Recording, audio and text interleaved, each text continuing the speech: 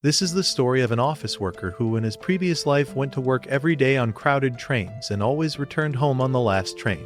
It was a monotonous life that came to an end when he reincarnated into another world and became the lord of a remote village. He resolved to change, declaring that he would use this power to make the village prosper. He awakens in a room and notices his new appearance.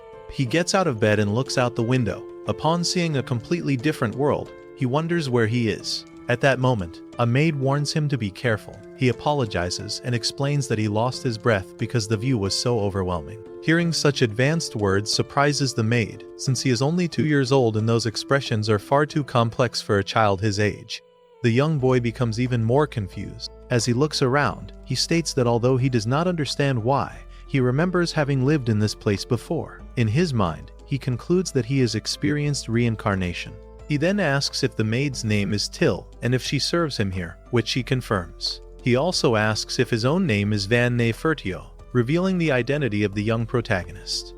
The maid praises him for being able to pronounce his family name correctly. Van then begins listing the names of his family members, his father Halpa and his siblings Mercia, Har and Sexto. Till praises him for each name he mentions. Afterward, Van asks where they are currently located. In the next scene, the entire family is shown seated at the table. Here the father is introduced as the Marquis and head of the family, Jalpabula Tifertoo. This is followed by the eldest son, Mercia Lago Fertio, then the second son, Hargo Fertio, and finally the third son, Sexto Il Ferto. Naturally, the fourth child is the protagonist himself, who meets even more servants assigned to him. While being carefully attended to, Van feels as if he is some kind of honored guest at a cabaret. To him it feels like extreme luxury. Putting jokes aside, he clearly realizes that he has reincarnated into another world while retaining his memories. Soon after, his father begins to speak. He asks Har what he will study that day, and Har, still nervous, answers that he will study fire magic and military formations. His father then asks the next son, who responds that he will study magic. Finally, the question reaches the protagonist. Van answers that since there is still so much he does not know, he will begin by studying the culture and history of the nation. Hearing this, his brothers are shocked, as he is only 2 years old. His father laughs in relief and remarks that his youngest son was not as poorly raised as he had feared.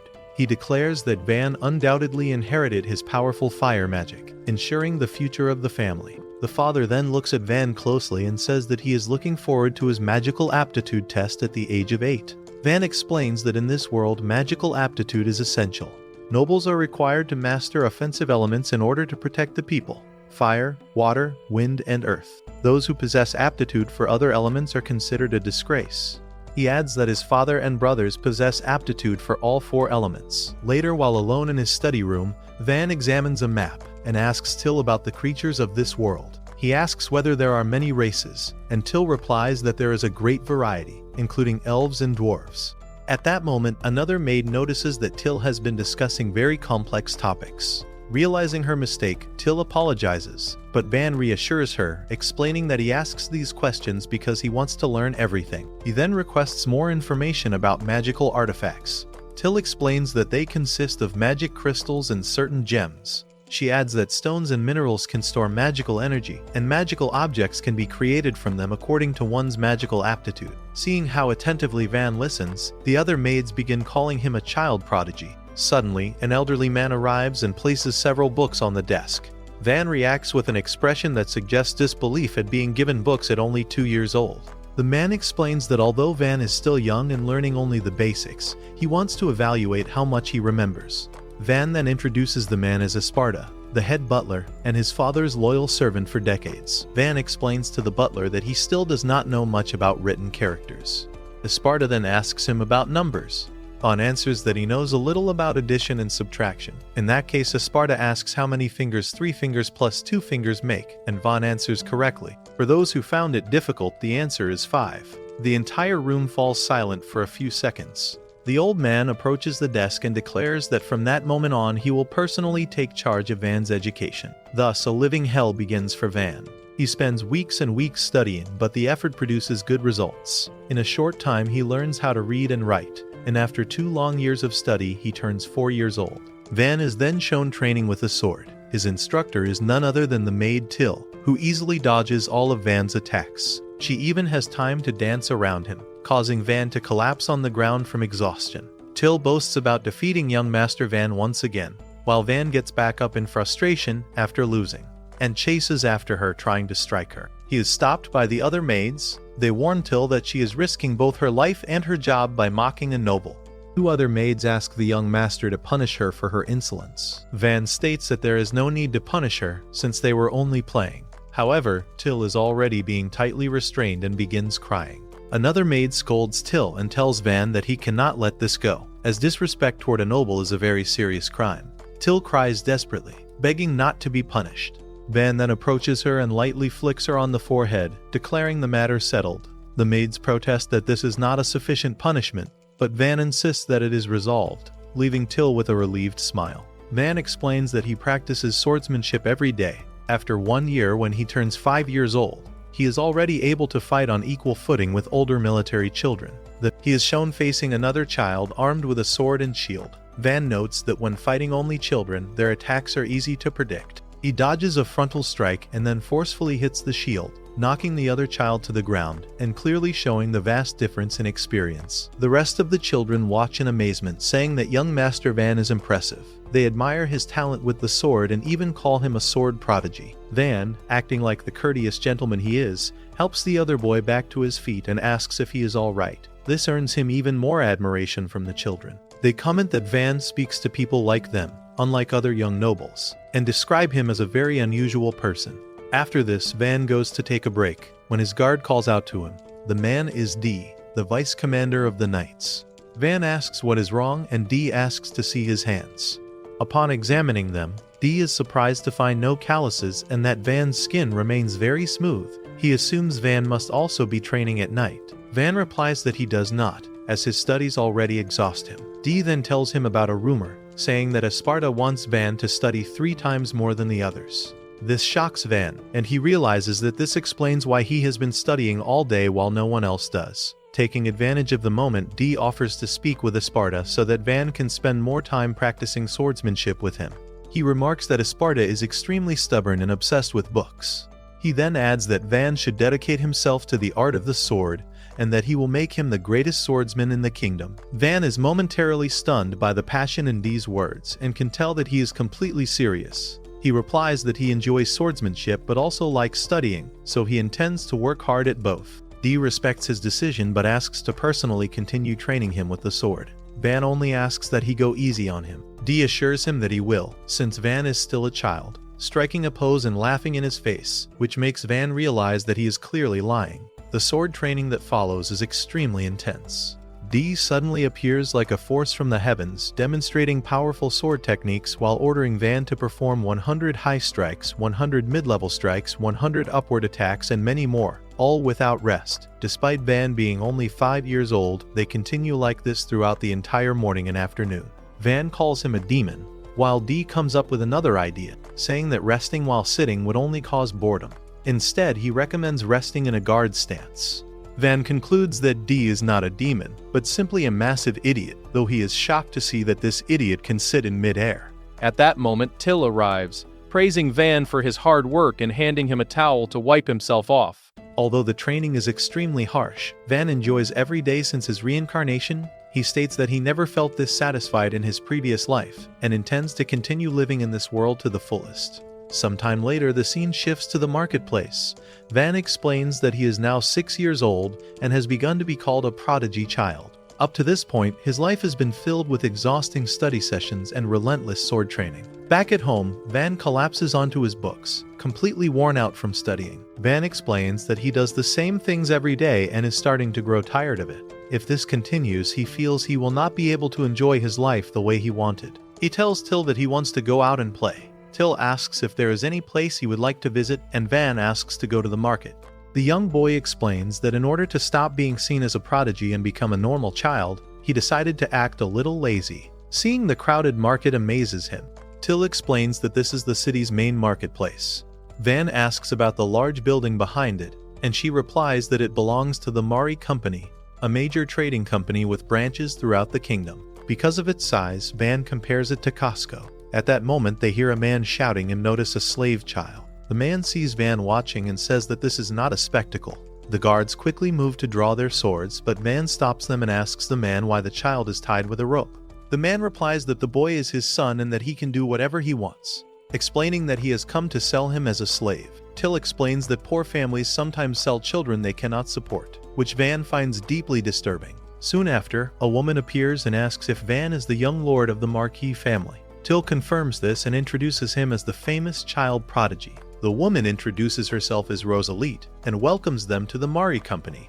Upon learning that Van belongs to the Marquis family, the old man becomes frightened. Van asks Rosalite about the boy and how much she would be willing to pay. She asks the man about the boy's magical aptitude, and he replies that the boy only has aptitude for stealing. Hearing this, Rosalite states that he is not even worth 3 large silver coins. Enraged, the man begins beating the boy, calling him useless and cruelly pulling on him while ordering him to stand up so they can go to another shop. Unable to watch this injustice any longer, Van declares that he will buy the boy for 5 large silver coins. He asks Till for the money and immediately pays the man without hesitation.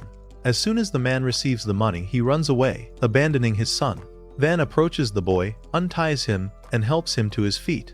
He introduces himself by name, and the boy responds by giving his own name as well. Van tells Kam Shin that he is now free to do whatever he wants. Hearing this, Till asks whether Van did not buy him as a slave. Van answers that he only wanted to save him, but since Kam Shin has nowhere to go, he invites him to his home. The guards warn him that his father may not allow it. In that case, Van asks Kam Shin if he would like to come as his slave. Without hesitation, the boy accepts. Rosalite then explains that a slave contract must be completed first. She takes both of their hands and, while chanting a spell, completes the contract, placing a seal on Kam Shin's hand. She also adds that since it is their first visit, she will handle the work for free. Van thanks her, which makes Rosalite nervous. As she guides them toward her shop, she murmurs in amazement that this is the first time a noble has ever thanked her. After some time passes, Kam Shin is shown in much better health, now serving Van. A maid informs him that Vice Commander D is looking for him for sword training. Van asks her not to say anything and rewards her with a cookie. Van notices that Kam Shin is not wearing his gloves, and asks if he is not embarrassed to show his slave mark. Kam Shin replies that it is the opposite, as he wants everyone to see it. Van understands, but reminds him that he gave him those gloves using his own money. Without hesitation, Kam Shin puts them back on. Soon after, they hear D's voice. Kam Shin leaves the room and tells him that his master is not there. D does not believe him and notices crumbs around Kam Shin's mouth, asking what that is.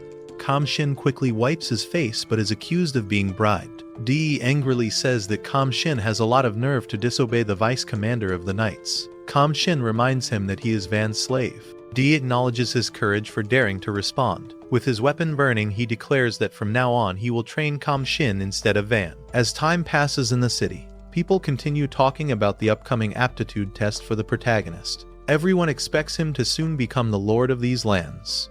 At that very moment, a storm breaks out. When it is revealed that young Master Van has no aptitude for any of the 4 elemental magics and only possesses aptitude for production magic, the situation takes a drastic turn. Production magic is considered the most pathetic of all forms of magic. This revelation leaves Van terrified and deeply disappoints the elders. They explain that production magic ranks at the very bottom. It is used to create materials and relies on imagination to form swords or jewelry. But all of that can be done even without magic. They question how Van could possibly protect the people with such a power. His father states that both he and his late wife Mira were extremely powerful fire mages, and finds it impossible that their child could be a production mage. He emphasizes that Van is the last child Mira left behind. At that point, he draws his sword and declares that this has gone far enough. He admits that he was foolish to place all his hopes on Van after seeing his great talent as a child, but never imagined such a disgrace would arise in his own household. He raises his sword. Van is in serious danger and desperately wonders what he can do. At that moment, Mercia steps forward. His father asks what he is doing. Mercia explains that at the border of their marquisate there is a village that has never developed due to its location. He suggests sending Van there. It is a nameless village with barely 100 inhabitants, and no special products. The northern mountains contain resources, but they are inhabited by massive magical beasts. Along one route lies the county of Ferdinand, ruled by Linda, and on the opposite side stands the enemy kingdom of Yeleneta. Mercia explains that the village is mainly used as a temporary military camp and is rarely utilized. The father understands his intention. Since the village is a recently annexed territory, its loyalty is still unstable. Formally sending a member of the family there could eventually help secure and expand their domain. Accepting this reasoning, he sheathes his sword and orders Van to take charge of that village and depart as soon as he is ready. He even praises Mercia for finding a use for someone he considers useless. With that, the elders leave the room. Van narrowly escapes execution. However, the young boy does not understand why Mercia would do him such a favor. At that moment, Mercia kneels before him and says that he could not bear to watch Van suffer. That is why he made such an absurd proposal, adding that Van is free to hate him if he wishes. Van instead thanks him, knowing that without Mercia he would have lost his life. Mercia then asks Van to allow him to do everything within his power to help him, and Van accepts, sealing it with a brotherly handshake. The next morning, Till's shouts can be heard as she defends her young master Van. She declares that even without magic, he is still a wise and admirable noble, and that it is unfair to exile him to a remote village. Van thanks her for her concern, but acknowledges that there is no longer any choice but to leave. He adds that a rural lord should not have to work excessively and will have plenty of free time, declaring that he will turn that village into a place suited to a relaxed and happy life. Soon after, several wagons depart loaded with his belongings. Since no official escort was provided, his brother Mercia hires 10 adventurers to accompany him. Van mentions that at first the journey felt especially cruel, as he was only allowed to bring his slave Kamshin, and he expresses gratitude for Mercia's kindness. At that moment, Till arrives, announcing that she is coming with him because she is his personal maid and cares deeply for him. She also declares that she will teach him everything she knows about swordsmanship, even as Van secretly thinks that he wants no more training. Van still cannot believe all of this is happening, recalling that he was told no knights would accompany him. When this is mentioned, Dee pretends not to remember. He then calls his subordinates Arb and Lo, and decides to join the journey as well. In addition, Van's tutor and academic instructor brings forward his retirement, stating that he has already prepared his successor. He wishes to spend the rest of his time supervising Van's education. Although much of Van's family is opposed to this, Van himself is shown smiling. He admits that he is also afraid of crossing the border. Kamshin notices that the carriage does not bear the family crest. Van explains that his father does not want anyone to know that he is sending his son away. However, behind them, the people of the city are gathered to see him off, as the knight had ordered 2 horses to be attached to the carriage, publicly announcing the departure. Van reminds them that his father wanted everything to be discreet, but since Dee fell asleep, nothing can be done and the banners will be removed once he wakes up. Dee is the type who does whatever he wants, but he is well liked. Thus, the city announces the farewell of Van Nefertio, the 4th son of the Marquis, as he sets off on his journey. After leaving the city, Van grows emotional, leaning out of the carriage window to say goodbye and thank everyone. During the journey, Van is seen practicing with his ability. He transforms a branch into a tiny sword. Kamshin asks if that is production magic, and Van confirms it. He explains that he plans to test it little by little, though he still has not found a proper use for it. After some time passes, Till announces that they are about to arrive. This excites Van. He tells Kamshin that if he ever grows tired of the place, he can return to the Marquis, since the slave contract can apparently be annulled. If he goes with his brother Mercia, he would surely be taken care of. Kamshin refuses, stating that he swore to dedicate his life to Van and to risk it if necessary. Van blushes at these words and jokingly wonders if that counts as a declaration. Suddenly, the carriage comes to an abrupt stop. Van asks what is happening outside. The red-haired man warns them that the village is under attack. Following this, Van calls for an emergency meeting. Seeing that the bandits are experienced fighters, he assumes that the fence surrounding the village is useless against arrows. Comparing the number of people on both sides, he doubts they can win through numbers alone. Even so, he proposes that everyone attack together, believing this is the only way to stop the assault. However, the leader of the adventurers questions this decision, judging it far too risky and unwilling to let his men die. Van explains that this is his first domain, and that the villagers are his subjects. If he does not draw his sword in a crisis like this, he does not know when he ever should. The adventurer acknowledges Van's knightly spirit, but emphasizes that such ideals do not apply to adventurers. Seeing no other option, he asks the leader to at least protect Van and retreat if necessary. At that moment, Esparta intervenes and strongly opposes the idea. He states that if the village is destroyed, it will have no future even if Van survives to govern it. He adds that although he is old, he is a 4-element mage, and they can rely on him in battle. Taking command, Esparta explains his plan. He will first raise a defensive wall. The adventurers will then attack from the rear at long range, and once the enemy focuses on them, Esparta and his men will strike from the flanks. By combining surprise attacks, they can secure victory. Van then asks whether they truly intend to stay and fight. Esparta, acting as the head butler, answers that of course he will do it, since if he does not attack from the wall, he and his men will die in vain. Van refuses to allow that. Esparta then asks him to at least allow him and his old bones to have their moment of glory just this once. Even so, Van refuses to lose them. He knows that without their help, he would never be able to develop the domain. Without hesitation, Van declares that he will act as the decoy. Hearing this, Till immediately offers to do it instead, and Kam Shin also volunteers. Van stops them both. He tells Till that he does not want to lose those he cares about, and reminds Kam Shin that he is now free and should live his life. Because of this, Van comes up with another plan. He explains that he will charge straight at the enemy using the carriage. While the enemy focuses on him, the others will attack from the flanks and from a distance. D questions this plan, but Van reminds him that he trains in swordsmanship every day with the vice commander of the knights, so he will not be defeated easily. He draws his sword and declares that even if he dies, it would be an honor to give his life for his subjects. His only request is that his body be abandoned afterward, so it will not bring trouble to his family. Seeing this level of determination, the captain of the adventurers recalls a previous conversation with his companions. He had always claimed that nobles were arrogant and despicable people who mistreated commoners and adventurers alike. However, after meeting Van, who treated him with respect and courtesy at all times, he is forced to question his own prejudice. Returning to the present, the captain approaches Van and accepts the plan, stating that just this once, they will entrust their lives to him. Van replies that it is not necessary, but the captain insists that he cannot ignore a situation where a child is prepared to die, as his companions would never forgive him otherwise. At that moment, the adventurer's mage expresses her astonishment. She states that she has never seen a noble willing to risk his life so resolutely for his subjects, as every noble she has known before only spoke empty words. This surprises Van, who calls the mage by her name Puriel. Hearing this, she admits that she likes him, as he even remembers their names. Because of that, she feels she can entrust her life to him. Dee then steps forward, declaring that as knights in service to the Marquis's house, protecting Lord Van means protecting the future of the family. After this, Esparta refuses to allow such an irresponsible plan. He reminds Van that once the battle is over, he will teach him the true weight of being an heir. With that said, Esparta announces that he will modify the plan. He explains that he will first raise a defensive wall and that they will attack from a distance, advancing from both the left and the right. Everyone responds in agreement and immediately begins executing the plan. The knights are shocked to realize that Esparta is far more than a simple butler. His earth magic proves extremely powerful as he raises multiple massive walls.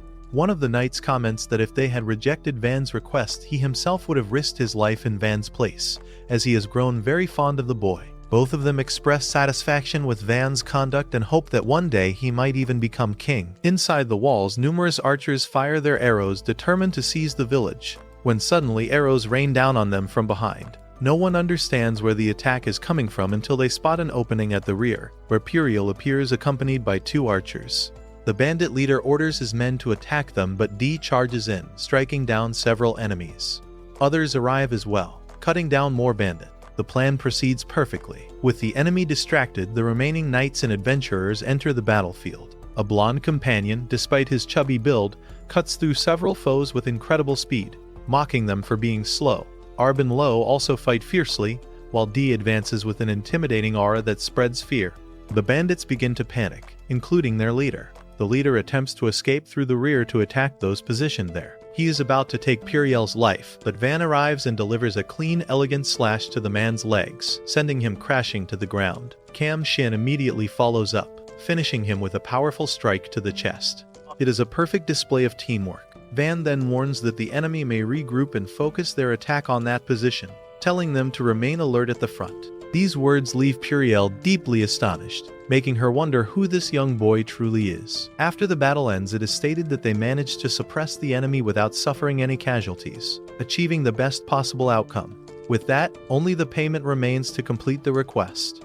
At that moment, the purple-haired mage Puriel asks if something is wrong. He simply answers that he feels a bit curious, and everyone assumes that this curiosity is related to the boy Van. He confirms it and makes them a proposal. Although they would not earn much money, he considers staying in this place.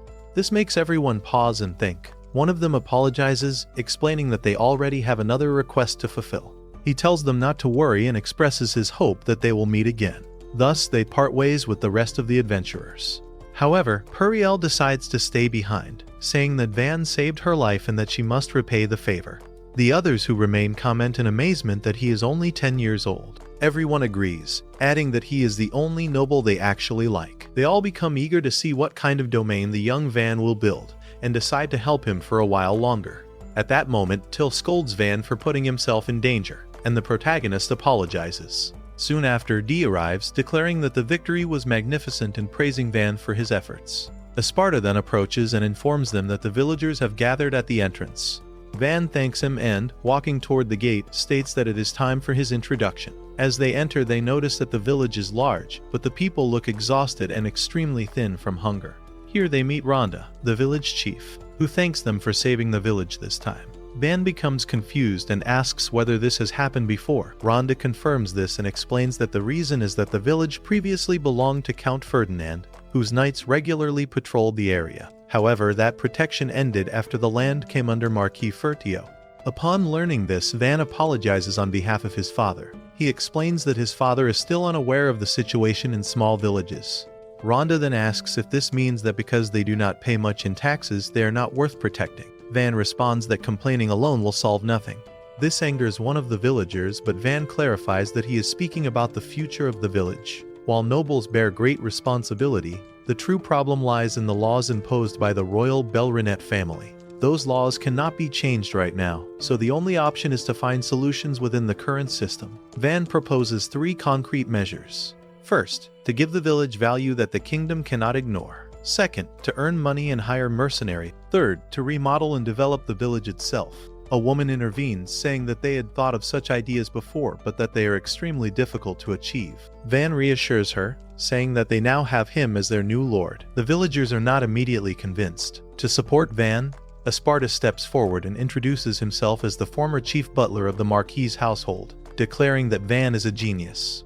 Dee also steps forward, identifying himself as the vice commander of the Fertio Knights. This excites Chief Rhonda, who asks Van if this means he can wield all 4 elements. Van clarifies that he only has aptitude for production magic. Hearing this, the villagers' expressions shift from hope to deep disappointment, since production magic is considered the weakest of all.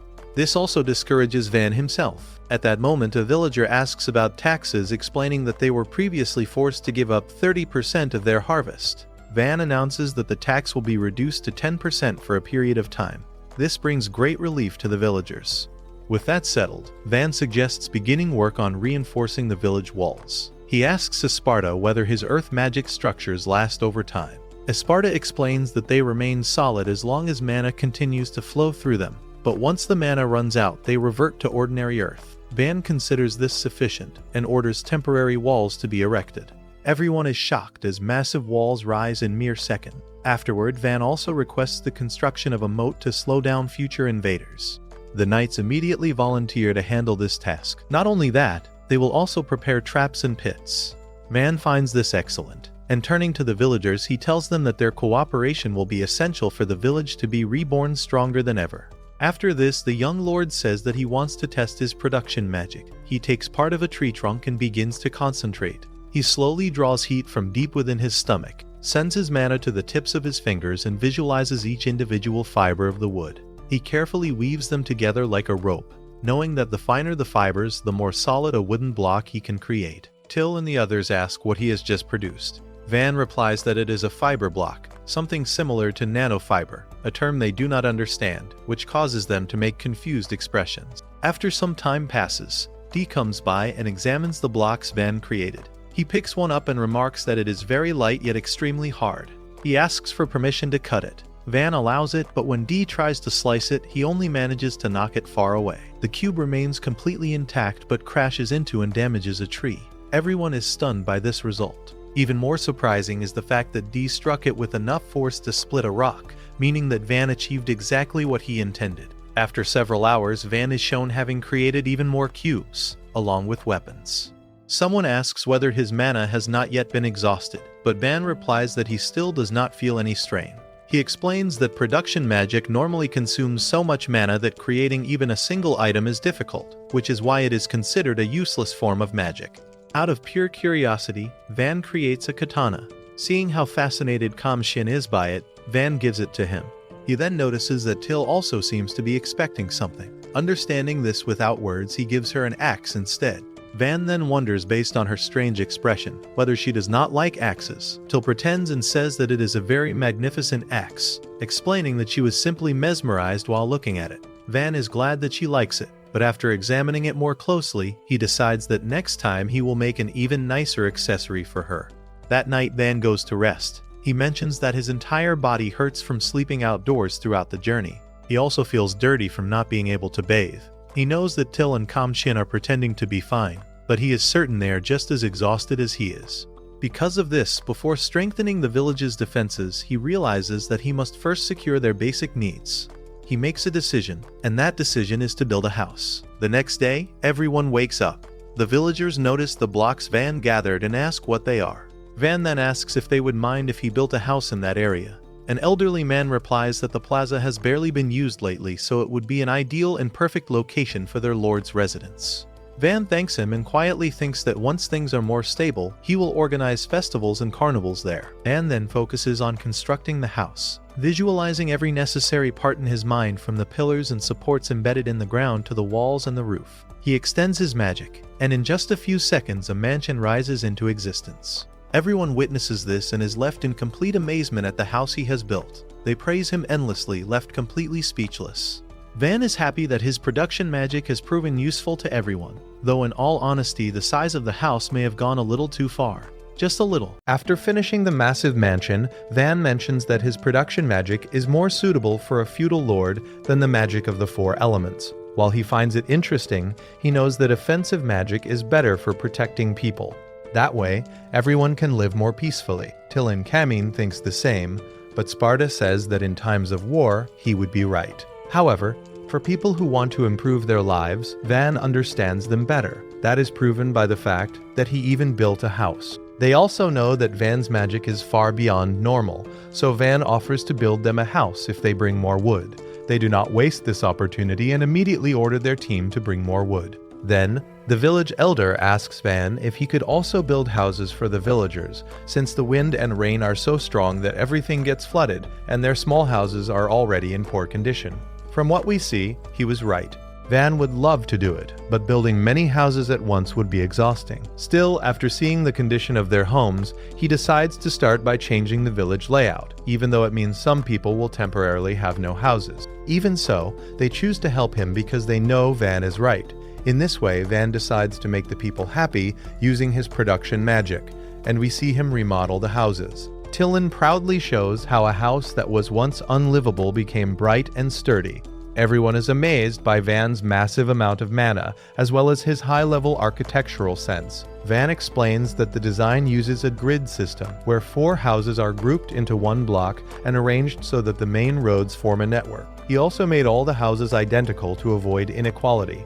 For now, these houses are temporary, but once he obtains high-quality stone, he will improve each one to better suit the families. He also tells them that he built simple bathrooms next to the mansion, which makes the women very happy. Van, however, only thought of them as places to bathe, revealing in his mind that bathrooms were the easiest thing for him to make, since they were something he enjoyed the most in his previous life. He asked Pariel to fill the baths using water magic and Kashi to heat the water with firewood. In short, they are traditional baths and everything is peaceful, until Tilly and Pluriel invite Van to bathe with them. Van refuses, saying he is already too old for that. While the 2 women bathe, Pluriel mentions how Van gave the same luxury to the villagers, calling him an incredible and rare kind of noble. She gets emotional and takes the chance to talk about how amazing Van is, telling stories about how he was already skilled in swordsmanship and studies at just 2 years old, and she goes on talking about his entire life, from childhood until now.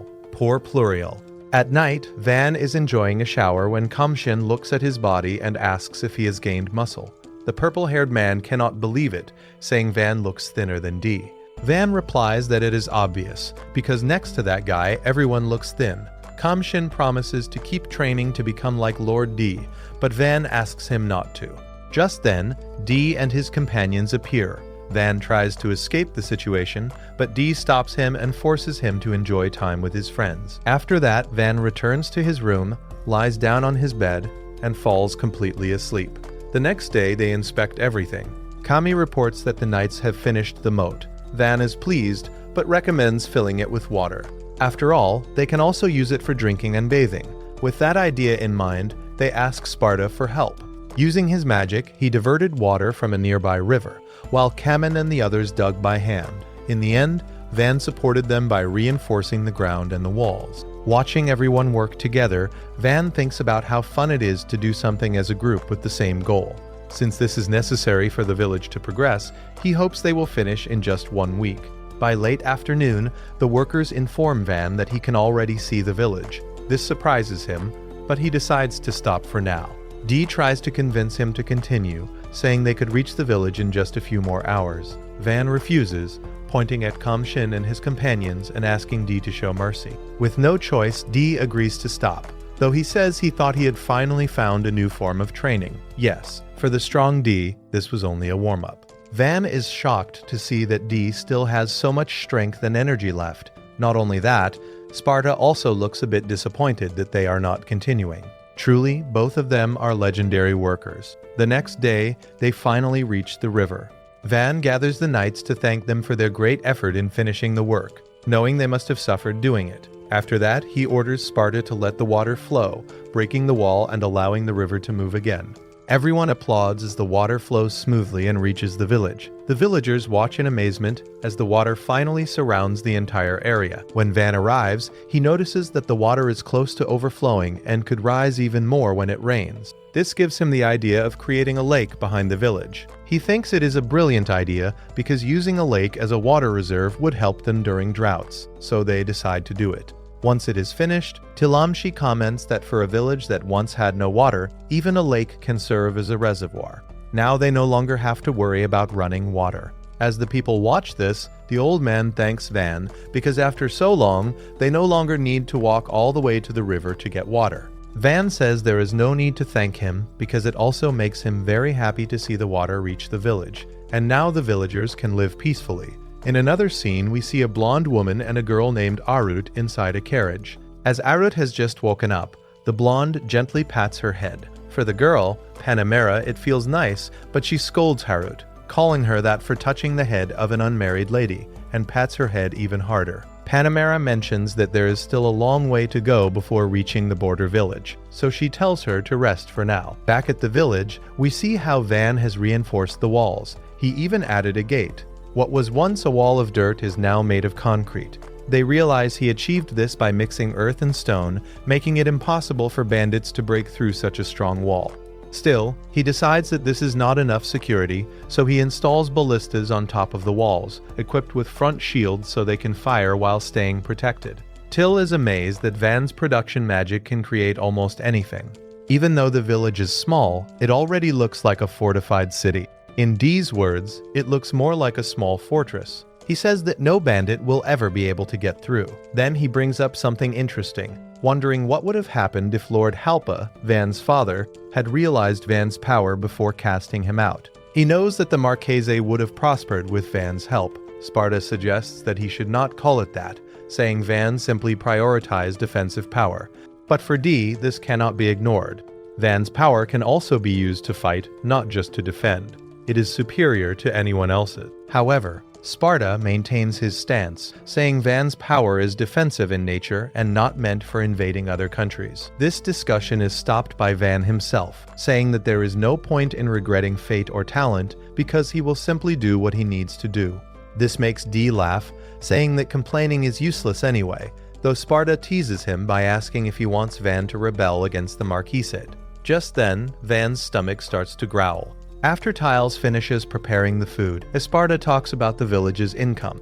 He explains that only one merchant comes by each month. Van says that for now, he can handle the materials himself, and the village's crops are enough. However, Esparta adds that they do not have the ingredients needed to make the sweets Van likes, which worries him. So Van asks for ideas to start a business in the village. Kamen suggests selling materials, and Till proposes hunting animals, but both ideas are rejected. One depends too much on Van, and the other on the knights. Because of that, we now see them in the forest. Sarah complains that it seems Tilly and Kamen love the gifts Van gave them so much that they refuse to get them dirty. Van gets annoyed, but they explain that the items are family treasures. Hearing this, Van thanks them for valuing his gifts so much, but reminds them that they must use them to protect themselves. At that moment, Sarah takes out a shield that is supposedly very tough. Van asks Kamshin to try hitting it, holding back out of concern. Kamshin does so, but the hit is weak. Sarah then tells him to hit it seriously. As she says this, she hears something fall to the ground. She turns around and sees a broken piece of the shield.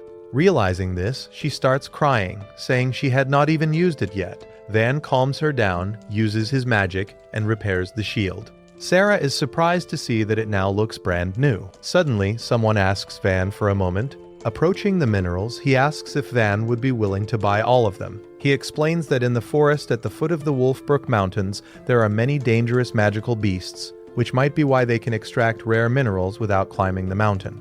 He shows that they have iron, copper, silver, gold, and even mithril. Van is shocked and asks why no one mined these minerals before. The man says this is only a guess, but it might be because the area is far away and hard to access, so knights only come to explore. From this, Van understands that if these minerals are here, the mountain range must be full of resources. He asks if he can use the iron ore, and they allow it. We then see Van use his magic to shape it into a cube. He explains that although he melted it, he did not remove all the impurities, so he is not sure how pure it is. Sarah's chubby companion is amazed and asks Van if he could make swords for them. Van agrees without hesitation. Sarah asks for one short sword and one long sword. Van immediately starts working. He focuses on the thickness and compresses the metal as much as possible. After several seconds, he creates a short sword. The chubby man is clearly impressed. Next, Van moves on to the long sword, following the same process. After a few seconds, it is finished. Seeing the blade and the handle, Sarah shouts with excitement. The others also ask Van to make swords for them. Van gets nervous but agrees since they provided the materials, while the rest argue about who should go first. Pluriel examines the sword and says it could easily be sold for a high price. Van is surprised by this. Around that time, someone points out the mithril, saying it is strange to find it in the forest, as it could mean there is a dungeon nearby. They explain how important that would be, because if a dungeon exists, the village would attract many people and goods. They add that dungeons are sources of national treasures, such as jewels and relics, and by protocol, when a new dungeon is reported, the guild sets up a branch in the nearest village. Van is unsure if it is a good idea to report it right now, since he does not yet have what is needed to host the guild staff. He also worries that a neighboring country might invade to seize the treasure. Pluriel, confused, asks if soldiers would not be sent to protect them, and they confirm that they would. Van then confesses that he is just a burden to the Ferteo family, so if they see the place has value, they would quickly remove him and send him elsewhere.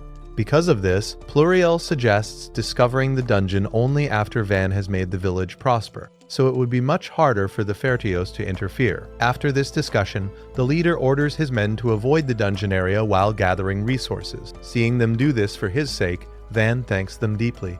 On the way back to the village, Van and Dill are walking through the streets when a villager comes running, shouting that a stampede of armored lizards is approaching. Van immediately orders them to raise the bridge and close the gate. The villagers do so and wait in fear behind the defenses, hoping the creatures will not cross the moat.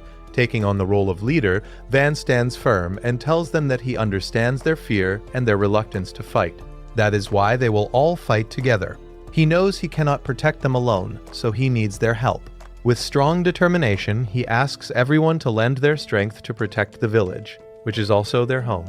Upon hearing this, all the villagers agree. Van thanks them and asks everyone to go to the walls, so they all rush to take their positions. Kamshin then informs him that Underscore and his group left their house and are not in the village. Knowing this, Van decides to go to the front lines. However, T stops him without saying a word. Her tears are enough for him to understand. At that moment, D approaches and asks what is going on. Van kindly asks him if he could go up and report the situation, while Van gives the orders from below. D agrees and runs ahead. From the top, he spots the enemies. Van quickly asks how many armored lizards there are. D replies that there are about 40, each at least 8 meters long. This shocks Van. D thinks to himself that not even a group of veteran knights could defeat just one of those creatures, so he wonders what strategy Van has in mind. Van then orders them to load the ballistas with iron arrows. D accepts the order. One of the subordinates points out that normal weapons cannot pierce the lizard's armored scales. D knows this well, but he has survived battles that seemed hopeless before. Today, he chooses to trust young Lord Van's command. With a firm voice, he orders everyone to load the iron arrows into the ballistas. The villagers do so. Without hesitation, they are ordered to fire. When the arrows hit the lizards, it looks as if the arrows disappear. But in reality, they pierce straight through, taking down 10 lizards at once. The villagers cheer, while D remains stunned. However, there is now a problem. Only one iron arrow remains per ballista. Since the monsters keep advancing, they reload and fire again.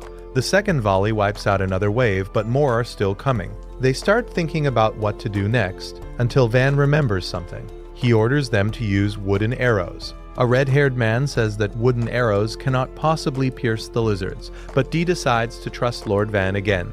After all, Van has always exceeded expectations. He protected the village and developed it to an unbelievable level. Because of that, he chooses to believe in him. The ballistas are loaded with wooden arrows and fired. Amazingly, the arrows sink into the monsters' heads, wiping out the third wave. Everyone is shocked and overjoyed, already talking about eating lizard skewers. Now confident, they reload and fire again. Finishing off the rest, D shouts that they have won, and the entire village celebrates. Even Van feels relieved that his plan worked. Winning without a single injury leaves D speechless, and he says that Van will go far beyond what anyone can imagine. After the battle, they begin collecting the lizard parts, scales, skin, and meat. Ordo thinks there are too many lizards, so much that the meat might rot before they can cook it all.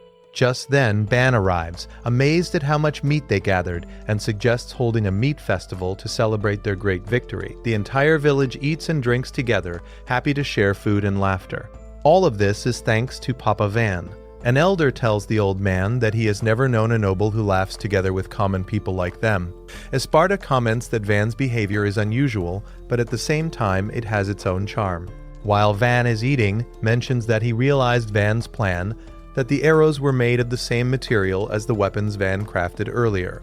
D overhears this and becomes jealous that Van made weapons for the adventurers, but not for him. The Ender team proudly shows off their weapons, praising their sharpness, lightness, and how amazing they look. Because of this, D's team also asks Van to make weapons for them, offering to pay whatever it costs. Van refuses to take money, but asks them to bring the materials instead.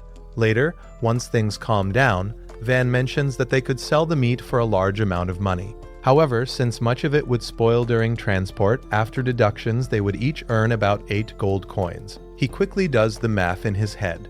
Since they defeated 40 lizards, that would be about 300 gold coins in total, an amount that, in terms of his previous world, would be worth over 300 million yen. Yes, it is a huge amount of money. Van is happy about it, but Esparta quickly brings him back to reality, reminding him that the law says if a settlement earns more than 100 gold coins, half of it must be paid as tax to the Marquis. Van asks if they could keep it a secret, but Esparta knows it would be impossible to hide that much money. This worries Van, especially because if his father finds out what is happening in the village, he might be sent to an even more remote place. Sparta then adds that while keeping it secret is difficult, it is not impossible. He suggests reporting the profits under his older brother Mercia. Van understands the plan. The credit would go to Mercia, and no one would be harmed. He also remembers that Mercia needs achievements, so both of them would benefit. The next day, merchants arrive at the village. They look confused, wondering if this really is the border village. At that moment, Van approaches them and introduces himself as the lord of the village. He politely asks them to identify themselves. The merchants comply. The driver introduces himself as Bell, the older brother, and his younger brother, Rango. Both belong to the Mary Company. Knowing this, Van lets them enter. Inside the warehouse, the merchants are left speechless when they see the massive amount of armored lizard materials. Van asks if they are willing to buy them. Bell answers yes and says he will immediately gather his staff, though it will take a month to transport everything. Van agrees and even offers the meat for free, but in exchange he asks them to take a look at his high-quality weapons. The brothers agree. When they examine the swords, they are amazed by the craftsmanship. They tell Van that they are willing to pay any price he asks, which pleases him.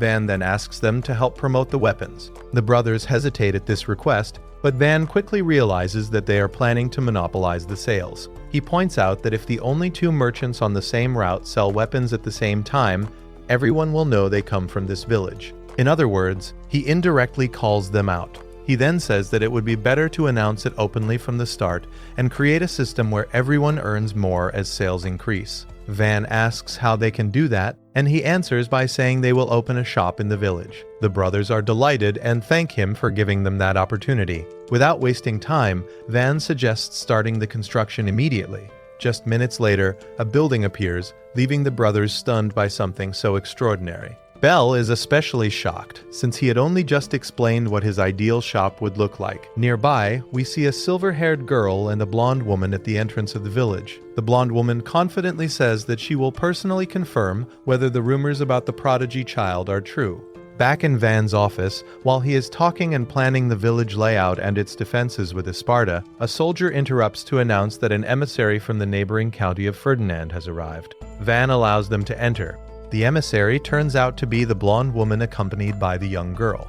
Van introduces himself as the lord of the village. The emissary introduces herself as Panamera Carla Cayenne, newly appointed viscountess, proudly stating that she rose from the rank of knight.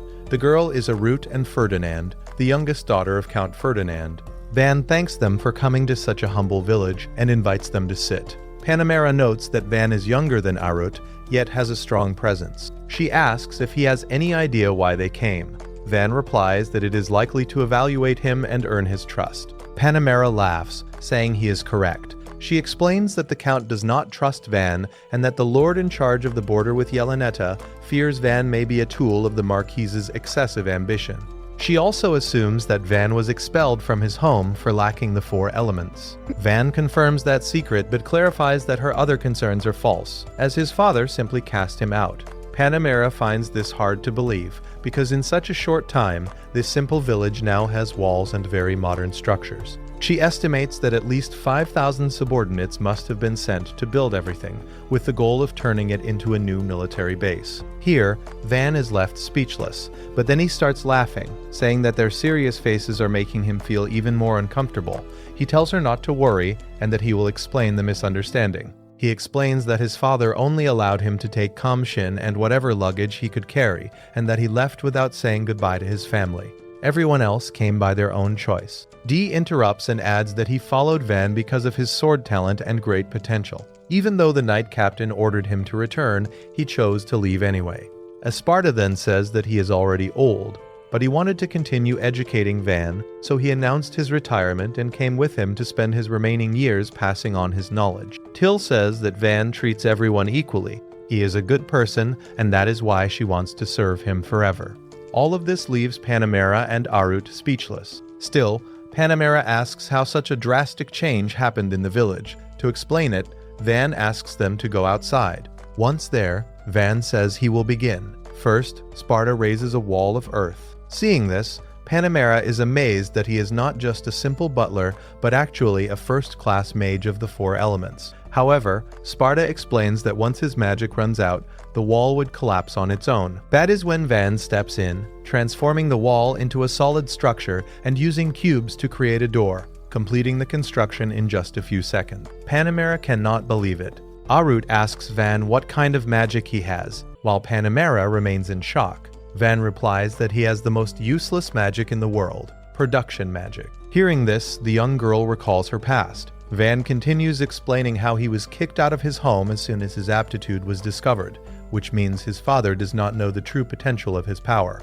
Panamera finds this absurd, believing that with such power, the Marquis could greatly expand his influence. Aside from that, Panamera reveals that she was actually sent to assess a possible engagement between Van and Arut. In his mind, Van understands that this is meant to prevent possible hostilities. He then clarifies that he only intends to keep developing the village and has no desire to seek conflict with anyone, so he does not think an engagement is necessary. Panamera admits that she was originally against the engagement, since Van was a child exiled to the border, and whether he was capable or not, she believed Arut would end up unhappy. Van agrees with her point of view. However, Panamera says that after seeing his behavior, how he treats his subordinates, and his power, She has changed her mind. She even says that if they were the same age, she would offer herself as a candidate. Yes, the bold blonde aiming much younger. Van takes this as a compliment and feels happy. Panamera then asks Arut what she thinks and whether she wants to accept the engagement. The young girl admits that Van is a good person, but she is still unsure. Van supports her, saying that he is also not at the age to think about such things and suggests taking it slow. Panamera agrees. She then says they will stay the night and wait until the next day for her answer. Van is surprised to hear this. Panamera laughs and says that it is the first time she has seen Van act like an actual child. Putting the jokes aside, she tells Arut that if they are going to stay, they can lodge at Van's residence. Hearing this, the young girl gets nervous and blurts out that she cannot sleep in a man's room. Panamera laughs and asks Van if he has guest rooms. Van replies that he does not, but tells her not to worry because he can make one instantly. A few minutes later, Panamera and Arut see the inn Van created, leaving them both stunned. That night, they all have dinner together. Van asks the young girl if she likes the food, and Arut replies that it is very delicious. Van takes the chance to make conversation and asks what she likes. The girl answers that she likes pretty things, such as flowers and dolls. Van asks her to show him some of those one day. Arut agrees and adds that she brought several dolls in her carriage and could show them the next day. Van thanks her, which makes Arut's heart flutter. At that moment, Kamshin and the others also ask to see the dolls, and Arut agrees without any trouble, making everyone happy. After finishing dinner and getting ready to sleep, Panamera says she is very sleepy and excuses herself, leaving the two children alone. In the quiet moment, Van asks Arut if something is bothering her. Gathering her courage, Arut thanks him for everything. She says she was very nervous because she thought she might be forced into an engagement, but now she feels calmer knowing how kind he is. Blushing deeply, she runs off while saying goodbye to Van. Later, Sparta tells Van that if the Count's family sent Lady Arut for an engagement, it might be because she lacks aptitude for the four elements. Van understands, knowing how painful it is to be cast out of one's home like that. Still, he says that he wants to respect Arut's wishes. If she cannot return home, she can stay in the village without needing to marry him, and if she ever wants to go back, they will help her. Now we move to Arut arriving at the inn. Panamera greets her and asks if she confessed. A very embarrassed Arut answers no. Panamera then says that although she planned to return the next day, she is now considering staying a few more days. She asks Arut what she thinks, and the girl says she agrees. That night, before going to sleep, Arut decides that she will start a conversation with Van the next time they meet. She admits she feels very excited for the next day, and with that thought, the young girl closes her eyes. The next morning, Van is woken up in a hurry. Tillin and Kanin inform him that Day and Sparta have already gone to the lake that was created behind the village, which they named after B. They explain that the villagers wanted to honor his achievements and make sure his name would last through time. They even did the same with the name of the village. However, Van does not like this because for obvious reasons he does not want to attract attention. Soon, they arrive at the lake. Day approaches Van to inform him that a creature has appeared. With his vast knowledge, Sparta recognizes it as an apkayu, a hybrid being that is half human and half fish. In other words, a mermaid. He explains that they usually live in beautiful rivers deep within forests, so he does not know how one appeared in this lake. He also mentions that they are very rare to see. Van understands and asks the mermaid if she needs anything, but she does not respond. So Van decides to have some meat brought to her. He approaches and offers the food in hopes of becoming friends. The mermaid slowly moves closer and asks if she can eat it. Van nods, and she tastes it. Van tells her that it is armored lizard meat. The mermaid asks who defeated those lizards. All the villagers answer that it was Van, but in his great humility, he says that everyone did it together. The mermaid understands and dives back into the water. Van wonders if she will return. Sparta comments that since they are a very rare species, she may not come back soon. However, the next day she appears again, this time with her entire family. Van remembers her question about the lizards and wonders if armored lizards might be considered gods among the Apkayu. But Sparta assures him that this is not the case. At that moment, one of the mermen, who seems to be the largest and strongest, wants to speak with B. He instinctively grabs his sword just in case, but the merman king only wants to thank Van for taking care of his daughter, the same little mermaid from yesterday. The king tells them what his daughter said. that Van defeated the armored lizards. The rest of the ape Caillou are amazed to hear this, but once again Van emphasizes that he did not do it alone. The whole village helped. Even so, the king gives his approval and grants Van permission to marry his daughter, Lada Priora. This completely surprises Van. The king introduces himself as Lada Besta. He asks Van if he already has a partner, adding that in the future his daughter will grow into a beautiful woman who will shine like a jewel. Van notices that Priora is only a child and doubts she even understands what marriage means, so he asks the king why he is bringing up marriage. Besta explains that his clan has always lived without interacting with humans until now, but the armored lizards invaded their river, killing many of their companions. That is why he wants a strong husband for his daughter, to ensure they have a peaceful place to live. Van understands that the king wants a strong human leader to protect them. So he tells him that there is no need for marriage and asks that Priora be allowed to choose her own partner in the future. Besta asks if he is rejecting the proposal. Van answers that even if they do not marry, he will still protect them all the same. The king finds it hard to believe everything, but if that is the case, he decides that they will stay there. Van takes the opportunity to build something for them, a resting area that will protect them from rain and wind. Soon, everyone is relaxing there. Van feels happy that they like it, but Sparta reminds him that they still need to clean the drainage system. Van explains this to the king. He tells him that they installed pipes under the village buildings, and to clean them, they simply let the water flow through. Hearing this, the king offers his help, saying that his people are experts at working underwater. Van is very grateful for that.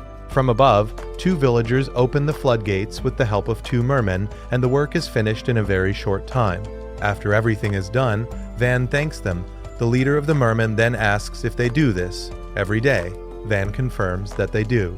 The leader understands and promises that from now on, they will take care of the drainage as a sign of gratitude for allowing them to live there. Once again, Van thanks him. Then the girls arrive.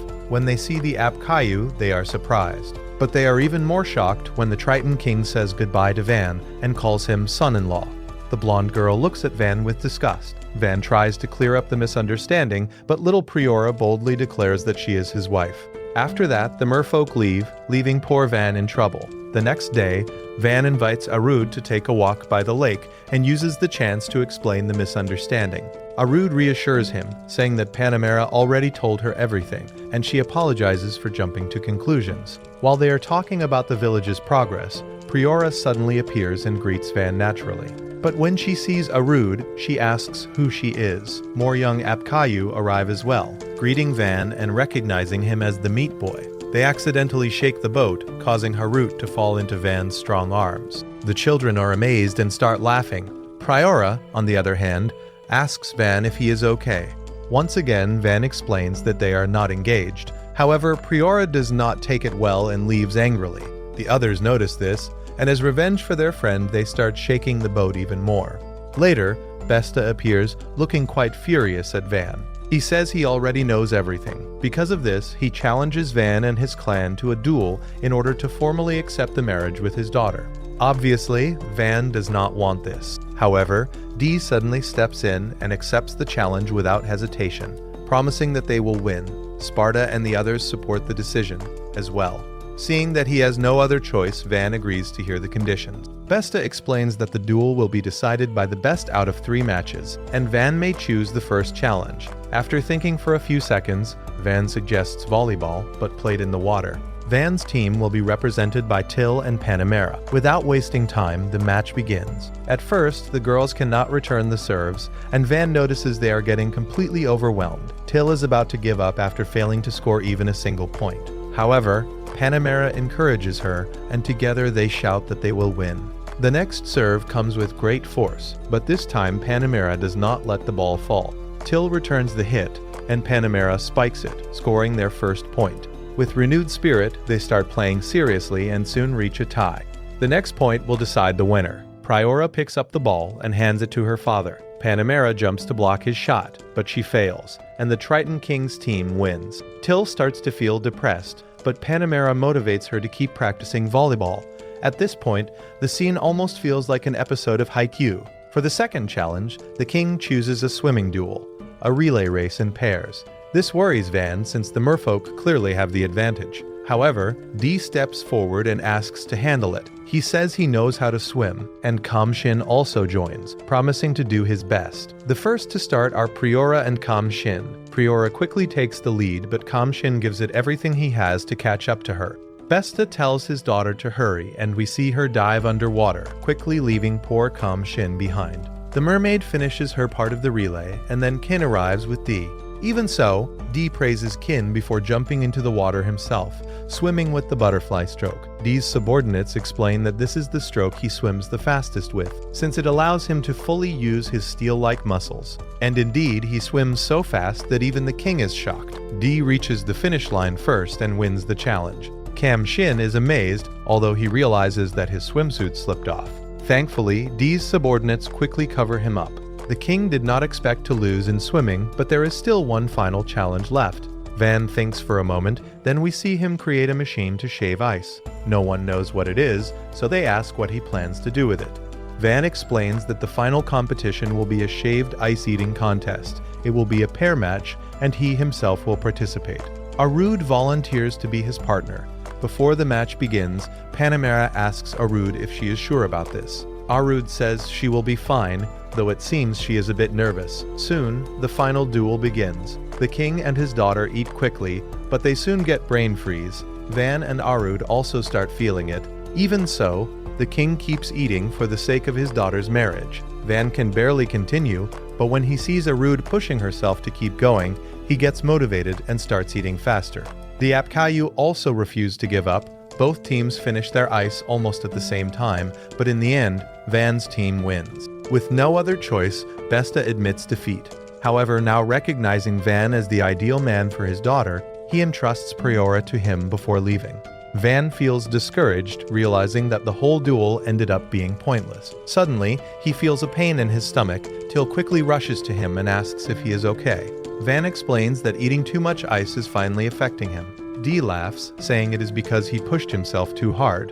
Panamera also congratulates Arud for her effort, which the girl shyly appreciates. Van notices how D is always surrounded by smiles. Arud wonders what she must do to become like him, and if she will ever be able to achieve that. At this point, Arud opens up to us. She explains that since she was born, her father had always been too busy and barely paid attention to her. Her mother, on the other hand, treated her more like a burden than a daughter, and showed little interest in her.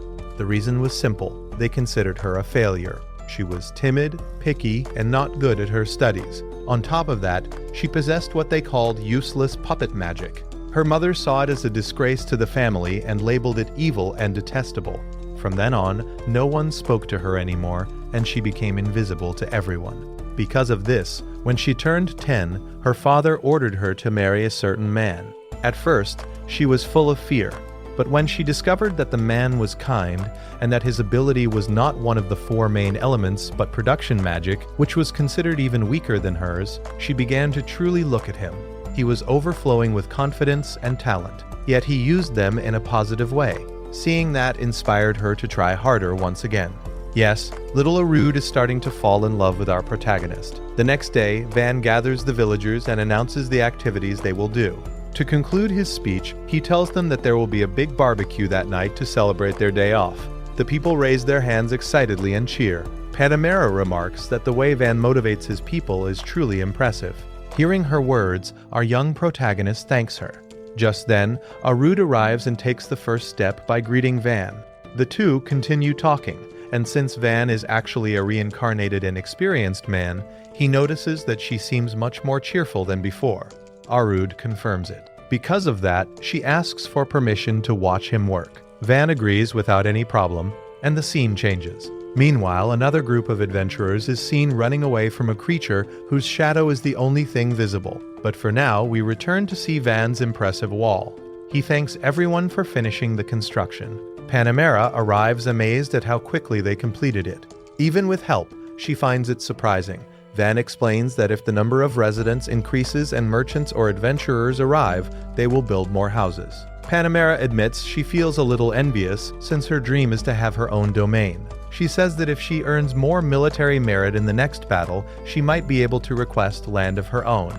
She then asks about the weapons installed on the wall. Van explains that they are ballistas, but of a larger model. They can even shoot twice in a row. He asks Canine to fire a test shot. The bolt flies quickly and hits a distant mountain, proving its power. Panamera asks if they have those ballistas all along the walls. Van confirms it and adds that they have more than 100. Panamera immediately tries to buy one at any cost, but Van tells her they are not for sale. She negotiates, offering to owe him a favor. In the end, Van agrees to give her one, and asks how she plans to transport it and what she will do about the arrows. Panamera replies that she will carry it in a wagon, and since the arrows are made of iron, she can produce them herself. However, Cam Shin suggests that she should take at least 2 from here. To prove a point, he shows her his katana and asks if she has any sword that can withstand it. Panamera says her katana would not be strong enough, so she pulls out a spare sword and lets Cam Shin try to break it. She mentions that it has served her well in battle, so if he can damage it, that would be impressive. Cam Shin prepares himself, and before she even realizes it, the sword is sliced cleanly in an instant. Panamera is shocked. They explain that this is a special creation made by Van. Cam Shin adds that it is made from ordinary iron, just like the ballista arrows. However, since they are crafted by Van, they are strong enough to pierce through 2 or even 3 armored lizards. This detail leaves Panamera completely amazed. She immediately asks Van for more arrows, and he agrees. She thanks Cam Shin for the information. Suddenly, a group of people arrives shouting for everyone to run. A dragon emerges from the forest. Someone tells them to escape while they distract it. But Van does not want anyone to risk their lives. He wants to intercept the dragon himself, though he worries about the villagers. Panamera steps in, saying that the dragon is coming either way, so they might as well fight. Van announces that they will use the ballistas. Panamera explains that it is a mid-level forest dragon, so it does not breathe fire. She orders them to escort Arud back to the village and tells the rest to climb the walls. Van apologizes to Arud for frightening her. He says that even though dragons are strong, they now have improved ballistas, and Panamera as well. They might not be able to kill the dragon, but they will not lose this battle. Arud trusts him and wishes him good luck. Van tells Till to stay with Arud and also to call D and his men. The group rushes back to the village as quickly as they can. Van knows that flying enemies are extremely dangerous, and it would be even worse if the dragon managed to enter the village. He orders everyone to prepare the ballistas and tells them not to hit their own people. First, they must prevent the dragon from flying, so he commands them to aim at its wings. Suddenly, one of the men falls, but he tells the others not to worry. Seeing their companion in danger, everyone tries to draw the dragon's attention, successfully diverting it. Sarah shouts for everyone to take cover. Someone does so, vowing never to forget the sacrifice. All of this is witnessed by Van, who orders the ballistas to fire. However, none of the shots hit. The dragon is incredibly fast. Just when they do not know what else to do, Panamera appears and tells them to leave the dragon's movement to her. She summons a powerful fireball and launches it at the dragon, knocking it down, but only for a few seconds. Seeing this, Van realizes he had been too overconfident after defeating the armored lizards. The dragon begins flying again. Van orders another volley, and this time they manage to wound one of its wings. Suddenly, the dragon starts approaching. Van commands them to fire once more, but the beast skillfully dodges every arrow. At the same time, D and his group arrive at the wall, relieved to have made it safely. However, Van knows that even the wall is no longer safe. They think it might be best to retreat to the village. At that moment, Panamera shouts that she will buy them time. She prepares to cast another fire spell. The dragon dodges it, but that does not matter. Panamera controls the flames mid-air and redirects them toward the dragon's body, forcing it to crash to the ground again. Seeing this, Van understands that she is no ordinary mage. She possesses incredibly powerful fire magic. Panamera lands beside Van and tells him she will go ahead to prepare the defense. Knowing this, Van and the others also decide to return to the village. But suddenly, the dragon rises again and climbs to the top of the wall. Van wonders how much longer the beast can endure. At that very moment, Sparta appears, calmly walking toward the dragon. Van shouts at him to fall back, but Sparta ignores him. He has no intention of retreating. He reassures Van that he will only buy some time and then withdraw. Sparta faces the fierce dragon directly. Without hesitation, he raises a wall of earth and drops massive debris onto the beast, crushing it. Just like that, After doing so, he walks back toward Van with graceful composure, which worries Van. Sparta explains that running is bad for his bones, which is why he prefers walking. Can offers to take care of Sparta and tells Van to focus on preparing the defense. Van agrees and runs toward the entrance. At the same time, he worries about everyone's condition. If this continues, it will only be a matter of time before Dee's group becomes exhausted. Just then, Panamera calls out from the wall that the defensive line is ready. Hearing this, Van asks her if he can now claim the favor she promised earlier. The blonde smiles and agrees, asking what he wants. Van asks her to immobilize the dragon as it approaches the walls so that he and the ballista team can attack with everything they have. Panamera admits it is a good plan, though she finds it ironic that her magic will only be used to hold the dragon in place. Van apologizes and promises that after they defeat the beast, he will give her plenty of dragon meat. Panamera laughs and agrees. The dragon rises once again, and Panamera eagerly prepares for her reward. Van readies the ballistas and tells everyone that no matter how afraid they are, they must not fire until they have a clear shot. But they still need a little more time. Right then, Dee and his team arrive. They apologize for being late. Van asks if there are only 3 of them, and Dee confidently replies that it is not a problem, since they have their weapons. It counterattacks with its claws, and his men protect him. However, the dragon is so strong that it sends all 3 of them crashing back. As the dragon advances, Sparta shields them with another earth wall. Van orders everyone to fall back. Panamera announces that the dragon is now within range, and she begins charging her magic again. A massive explosion of flames erupts, and Dee and his men run away from the blast to keep their distance. Now, seeing the dragon unable to move, Van orders all the ballistas to fire at once. Everyone holds their breath as the bolts strike and dust fills the air. No one knows if the dragon is dead. With great courage, Dee walks toward the dragon to check if it is still alive. The moment he sees it open its eyes, he quickly swings his blade and cuts off its head, finally decapitating it. Van lets out a relieved sigh and announces that they have won. Everyone cheers, the girls rush over and ask if he is all right. Van assures them that he is, and he also confirms that Harut is safe. He then turns to Van and praises his leadership, congratulating him for defeating the dragon. Van replies that they barely managed to win, but he also knows that many other villages would have fallen much faster. Panamera says that the village has great heroes like Sparta and Dee. She mentions that Dee cut off the dragon's head in a single strike, and with such incredible ballistas, this is truly a village to be feared. She is especially amazed that the arrows were able to pierce through the dragon's scales. Even so, Van says he wants to improve the ballistas even more, so they can fire at least 10 arrows at once. Panamera then suggests holding a ceremony to celebrate the victory. She says that the man who stood out the most should receive the title of Dragon Slayer. Later, Van announces their achievement to the village and says they will honor those who made it possible. The head of the Cayenne family, Viscountess Panamera Carla Cayenne, steps forward to give a speech. She explains that the forest dragon usually destroys every village in its path and causes massive damage to fortresses. But this village survived without a single casualty. Because of that, she will now name the heroes of this battle. First, the one who decapitated the dragon with a single blow. Second, Sparta, the mage who immobilized the dragon.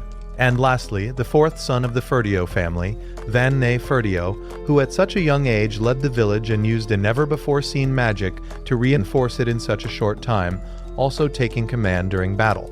Hearing this, everyone cheers and applauds loudly. In her thoughts, Panamera reflects that she has met many kinds of people, but she never expected to meet someone like Van. She then recalls her own story. She was born in the capital into a family with a long tradition of knights. When she learned magic, she was immediately sent to a county that offered the best training conditions. There she trained so hard that she sometimes wished for death. She went many nights without sleep in order to become a captain.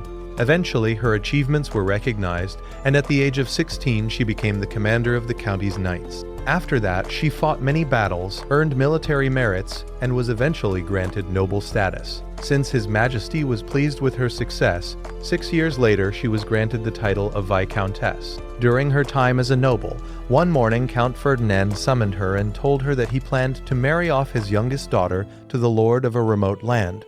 That was when she first met little Arud. At first, she questioned the Count's decision, asking if it would not be better to introduce her to someone without a title. The Count replied that it depended on the situation, but if something were to happen, she would only have to deal with a child. That was when Panamera understood the situation. She approached Arud and introduced herself. Panamera honestly promised that if the boy had no talent, she would personally reject him. Hearing those blunt words, Arud said she did not want to leave.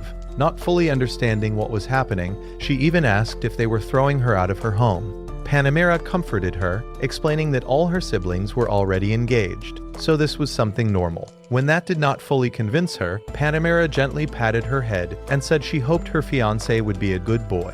But in her heart, she admitted that she felt sympathy for the little girl. She saw a part of herself in her, remembering how she too once felt nervous and separated from her own parents. Now, standing before the villagers after their victory against the dragon, Panamera recognizes what a remarkable person Van truly is. Because of that, she steps forward and promises to establish an alliance with the village. Van is surprised to hear this, but he understands that such an alliance would benefit them in many ways. Panamera then asks what he thinks. Will he accept her proposal? Van realizes that for someone like him, and considering the current state of his village, this is a once-in-a-lifetime opportunity, so he accepts without hesitation.